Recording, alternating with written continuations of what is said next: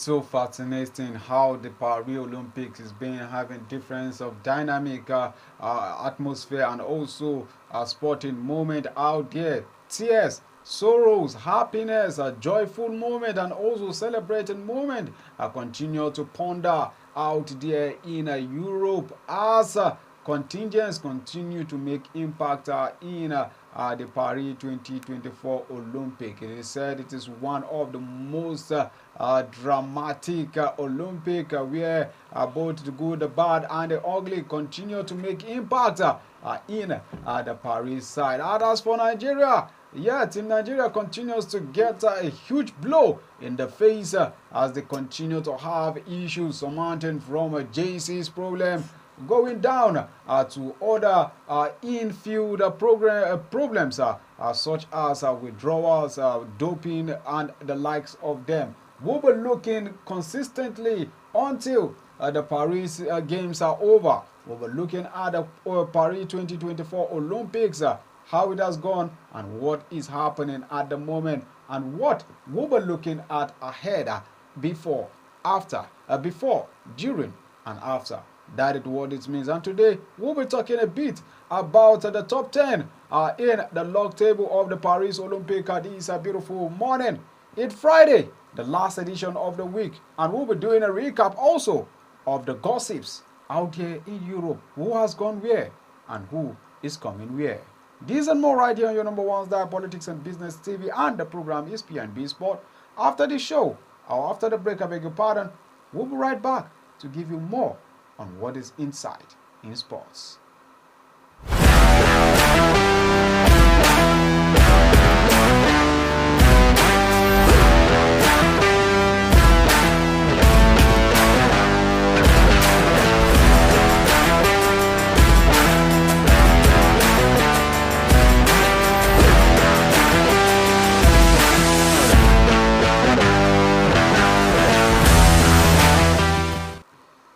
Like you all know, my name is Rudon Musago, RMG, no gimmicks to the name, just a real name. And now, don't forget that you can reach us on Facebook and also on our YouTube channel, Politics and Business TV/English.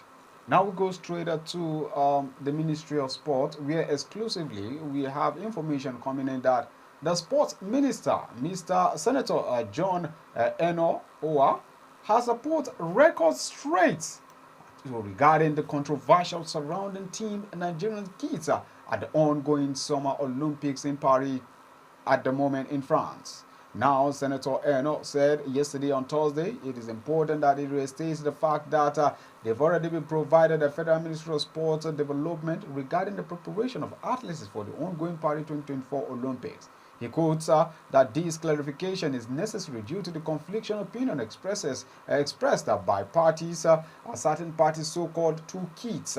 Now you can see the kits on a show. One of the national team. Some have played these up to the point of reporting the crisis to hit Team Nigeria in Paris. As a result of this, there is no crisis, no Team Nigerian kit. There is no crisis on Team Nigerian kit. The athletes are fully kitted with no stones left unturned by the Sport Ministry. In the build-up to the Olympic Sport Minister, he says that he summoned the Nigerian Olympic Committee (NOC) to a meeting with the ministry to assess the level of preparation and also planning with the NOC and the Sport Ministry for the Olympics in Paris. And the president of the NOC, Engineer Abu Gumel, briefly detailed the work done by the Nigerian Olympic Committee. And he took the opportunity to this meeting to mention the donation of about 200 number of kits to the team by a brand known as Actively Black. And no mention was made for the contract that obligated the Team Nigeria to be kitted with these kits for both the opening and the closing ceremony. But for the games, in the interface with Actively Black, did not involve the Ministry of Sport and also was totally between them and the NOC teams. And also, at no time was the minister or the ministry itself or told of any condition that held to the donation during and after the meeting. Now, these are big stories that are coming out, and we need to be careful with how they go down. But I bet to say that the Ministry of Sport and also the minister himself should have been aware of every detailed, especially the financial account of everything that has to do with the Paris 2024, but still yet we continue to have loopholes in the Ministry of Sports. Not just ministry, but the sporting activities entirely in the nation. Still maintaining the Nigerian team in the contingents of Nigeria in the Paris Olympic will go straight to the footballing side, where our female contingent Super Falcons and their captain Hajia Rashidat Ajibade, as she has expressed her disappointment after the elimination of the team at the Paris Olympic. Now, against much expectations, the Super Falcons failed to fly in at their final match Group C game after Japan defeated them 3-1 out to their biggest loss of the tournament, and they returned home without a point from their first outing at the Olympics after 16 years of absence. Now, a disappointed Ajibade said, and I quote, "It was a disappointing outcome in the end of the team for 3 tough tests against some of the best clubs, best football teams in the world." The skipper went further to appreciate everyone for this support, saying that we thank you for your endless love and support. We appreciate everyone of you. Super Falcons departed Women's Olympic Football Tournament in France without making a single point, neither scoring only 1 goal in the 3 matches. And that was the last game against the Japanese side. Now, despite the loss from the badminton games or the badminton event in the Olympic Games, Nigerians Onualakpo Opoyori remains optimistic. Opoyori got eliminated from the competition on Wednesday after suffering 2-0 defeat to Li Shifeng of China. While speaking about the game, Opoyori insisted that he will continue to work hard as he is hoping for another return for the Olympic medals. Now he wants more, that he will keep working hard to become one of the best in the world, according to Opoyori. Well, keep on the good work and also better luck next time. Now let's go back. Let's move out of the politics of the Olympic Games this time around. Let's come down to Nigerian shores. We'll start with the Women League this time around. Before the Women League, also, let's talk about the Super Falconet, as the head coach, Christopher Danjuma, is set to target securing victories in the opening games against Korea Republic and Germany at this year's FIFA Under-20 Women's World Cup Finals scheduled for Colombia. Now, the 2-time silver medalists will contend with Germany, Venezuela, and the Korea Republic in Group D at the FIFA Under-20 Women's World Cup Finals taking place in Colombia from the 31st of August to the 22nd of September 2024. Now, Danjuma expressed confidence in his Nigerians Under-20 girls to bring their A game to party in a 3-match encounter. The girls have been working very hard, according to him, and he is delighted that the level of improvement of his girls have seen in the squad is therefore great. He says there is a greater outstanding and ambition to accomplish at the individual level, and they continue to grow and show their determination and prowess to excel with a focus on the larger picture. The man continues to keep praises on his players, most especially his captain, as he says they will adjust against Korean Republic and Germany. I say these are the 2 most big games that will be key into progress ahead of their games. But as for Venezuela, they want to see how they'll go through it by qualifying rounds, even if we to take them with a draw. But most especially, they should have 3 points. Nigeria is 1 out of 4 African countries flag bearers in the World Cup. Nigeria is alongside Morocco, Cameroon, and Ghana. Matches will be taking place in 4 major venues in 3 different cities of Bogota, Medellin, and Cali. There will be 2 venues in Bogota, which is Estadio El Capin and also Estadio El Teco and the Estadio El Tenacio. The Girardot in Medellin and the Estadio Pascual Guerrero in Cali are the other venues. Alright, now let's come back to Women League this time around. The Nigerian Women's Football League Rivers Angels side has announced the appointment of Tosin Blackson as their new head coach following the exit of White Ogbunda to Bayelsa Queens. Now, the announcement was made on their official handle of Rivers Angels on the X platform. They says, and I quote, "We are delighted to announce the appointment of Tosin Blackson as our new head coach. The details of his contract will be discussed and disclosed to the public during the official unveiling, which will take place at a later date." It says the statement. Now, the Jewels of Rivers are expected to report back on August 7 to commence preparation ahead of the upcoming season, which is scheduled for 16th of August, pending the AGM meeting they would have before the kickoff. Congratulations to the man, and also another congratulations coming in as an announcement has come in for the male side of the league football. Sokoto United Football Club has announced Peter Ajeni as their technical advisor on a 2-year contract deal. Now, this was contained in a statement and also in the unveiling of but through the media officer of the club, Abdulsalam Ibrahim Imam. Coach Ajeni succeeded Mansour Abdullahi, who was relieved of his duty as technical advisor last season. Following a successful stint as acting coach, Ajeni has demonstrated exceptional leadership and technical expertise, warranting his promotion to his key position, according to the statement sent from the club. And now the commitment is that they will continue to make success with Ajeni, and they welcome him to the coach as a new role and also the new TA. Well, congratulations to you. The last time we spoke about Sokoto United was when we put on call the just hosted coach. But this time around, we were looking at talking to him again on what was the prospect. His assistant coach is now becoming the technical advisor of the club that he was sacked.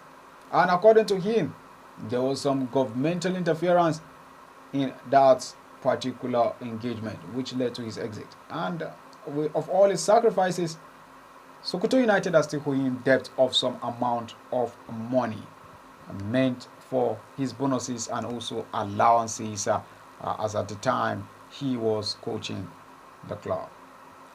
Well, congratulations to you, Peter Ajeni, and we just hope your own scenario will not just end like Mansour Abdullahi's own. Now let's go straight to Rangers International, the champions of the Nigerian Professional Football League side, as they set their target to rebuilding the team ahead of the 2024-2025 season. Now the head coach Ilechiko, who is the winning coach, said he will utilize the 4-2 Coal City International Cup to start his rebuilding process in the team. Now the preseason tournament that would have teams from Sierra Leone, Cameroon, Benin Republic, Brazil, and top teams from the NPFL do soccer battle for the ultimate prize of 50 million naira, with each participant in an appearance fee of 5 million naira in every match they play. According to him, it is a good thing to have such quality teams in a preseason tournament, and it will be a very large extent. It helps all monitor the players that will have registered for both the continental and also domestic challenges.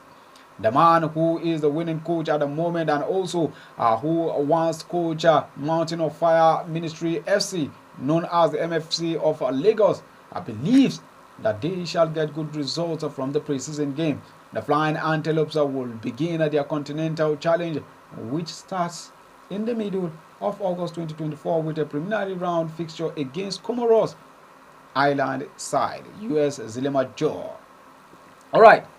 Now let's go straight to Europe, but this time around, we'll take a quick break. And when we come back, we'll go straight to Europe to talk about the Olympics proper and who is sitting at the top and who is sitting below the top. We'll be right back.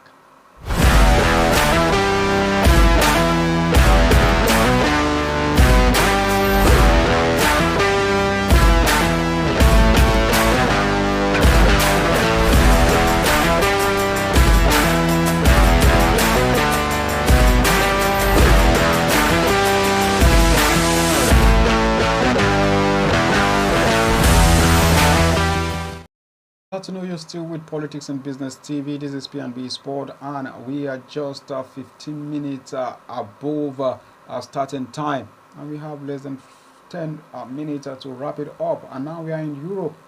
We just traveled into Paris, where we'll be starting up with tennis, and British tennis icon Andy Murray has bowed out of professional tennis for his life as as his illustrious career ended with a straight set, defeating Olympics men double quarter finals.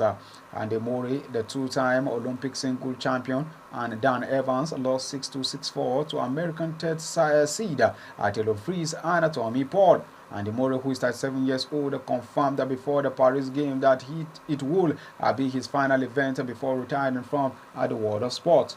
Now the top of the Olympics is China, sitting with 11 golds, 7 silver and 6 bronze, making a total of 24 medals. United States coming second with 37 medals, 9 golds, 15 silver and 13 bronze. France are third with 8 golds, 11 silver and 8 bronze, making a total of 27. While fourth is Australia with 8 golds, 6 silver, 4 bronze, making a total of 18. And Japan with 8 golds, 3 silver and 5 bronze, making a total of 16. Great Britain, South Korea, Italy, Canada and Germany are the 6th, 7th, 8th, 9th and 10th in the log table respectively, and all of them have a difference of a 6 point difference. Now the former world number 1 Andy Murray has won the 2012 US Open and Wimbledon title in 2013 and 2016 after a longer huge with Evans at the baseline. Andy Murray was visibly emotional at the noise created by the fans at Roland Garros chanting his name in appreciation. Evans gently encouraged his teammate to go into the center of the court for one final time, and Andy Murray waved to all the side before disappearing to the locker room. I will also wave back to you for giving us the best memories of tennis. You, Roger Federer, and the likes of Rafael Nadal. Congratulations to you guys. You guys have made us proud. Now let's go straight to footballing matters, transfer rumors, signings, and the likes of them this time around in Fulham. Manchester United have received a second bidder from Fulham, understood to go around £20 million for midfielder Scott McTominay. It is anticipated that United will be rejecting the offer, but the Scots international's future again is uncertain after West Ham tried to sign him last summer.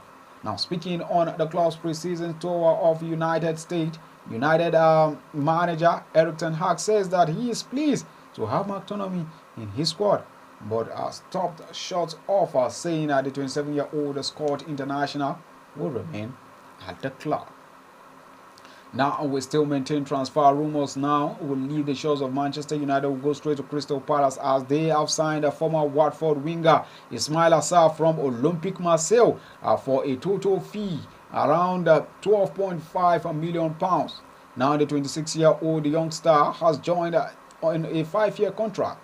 Sarr joined Marseille from Watford in July last year for an undisclosed fee, and the forward scored 34 goals in 131 matches during his time at Watford and registered 5 goals and 6 assists in all competition for Olympique Marseille last season.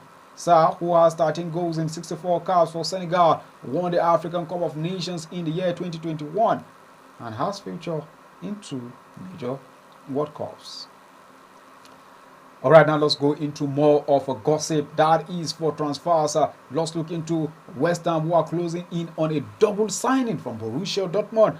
Their German striker Nicolas Füllkrug, who is 31 years old, and Leeds Dutch forward Crescencio Somerville, who is 22 years old. Arsenal, Real Madrid, and Atletico Madrid are all interested in 29-year-old France midfielder Adrien Rabiot, who is a free agent after leaving Juventus. The man also who is expected to accept a Manchester United deal of worth £112,000 a week deal. Well, Aston Villa have reached a deal with Chelsea for Belgian striker Romelu Lukaku, but the 31-year-old wants to join Antonio Conte in Napoli, and the deal is yet to be concluded because of Victor Osimhen, who is a Nigerian player, is yet to leave the club. West Ham United have agreed personal terms to sign right back Aaron Wan-Bissaka, but have to yet agree on a fee with Manchester United, who wants £18 million rather than the £10 million offered by the club. Fulham has also made advanced talks to sign the Villarreal Spanish centre-back Jorge Cuenca, who is 24 years old, of £6.57 million. Now Napoli have an offer of €12 million, around £10.2 million, ready for 23-year-old British and Scotland midfielder Billy Gilmore, and are waiting for players to leave the club before making it happen. Arsenal are close to a £25 million deal to sign 28-year-old Spain midfielder Mikel Merino from Real Sociedad. Roma have agreed a deal with Girona to sign Ukraine striker Artem Dovik, who is 27 years old, around £28.8 million, with AC Milan interested in signing England's midfielder, attacker, Tammy Abraham, who is 26 years old. Now, Stuttgart will withdraw their interest in Brighton's Germany striker Dennis Undava, who is 28 years old, and look to a new target soon if they cannot reach a deal with the Albion side. Newcastle United are in advanced talk with Sheffield United to sign Blades 28-year-old Danish striker William Osula for an initial £10 million. And RB Leipzig will reject a second bid from Barcelona this time around for a 26-year-old Spain midfielder Dani Olmo, the man who made impact in Spain's Euro 2024 winner. Now, Bristol City, Stoke City, and also Birmingham City, the City sides, are interested in Burnley's Irish defender Luke Manelli at the age of 24.